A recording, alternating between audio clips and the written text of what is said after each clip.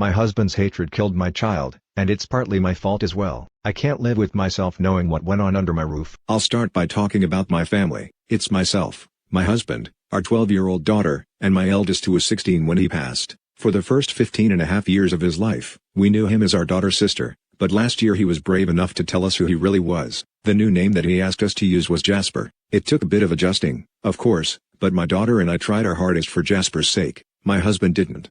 My husband, rather than accept Jasper and move on with the rest of the family, he tried to convince Jasper that he wasn't actually transgender and was in fact just confused. My husband refused to use Jasper's new name and pronouns. It was actually a little silly once Jasper started dressing more masculine and talking in a deeper voice. My side of the family followed mine and my daughter's lead and changed how they referred to Jasper. My husband's side of the family followed my husband's lead, and this devastated Jasper because he'd previously been very close with his relatives on that side. He tried to get me to agree to send Jasper to a therapist from a friend's church who claimed to be able to cure gay and transgender children of their delusion. I refused, and my husband was furious with me. But I stood my ground because I've heard horror stories about what happens to kids whose parents try to cure them. He showed me articles from crackpot websites that claimed that being transgender was some sort of social disease, that Jasper was only the way he was because of his friends and his teachers. At that point, 6 months after Jasper came out, I was ready to divorce my husband. Then, Jasper went out one night and didn't come home. We got a call from the police around 5 in the morning, who had found Jasper's body on the interstate. We found out later that he jumped off an overpass and passed on impact.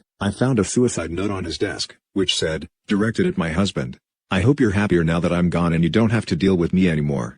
I packed my bags and went to stay with my parents that very moment. I didn't speak to my husband at all for a month, until a family friend told me about a funeral that my husband was planning. Only the announcement at the funeral home was using Jasper's old name and old photo from when he looked like a girl. I asked my parents to let people know that the real funeral would be held at a different funeral home at a different time as I was in the process of planning. I didn't have the energy to deal with my husband at that point. Now I'm legally separated from my husband and I'm not looking back. That evil man killed my child and I never want to see or speak to him again.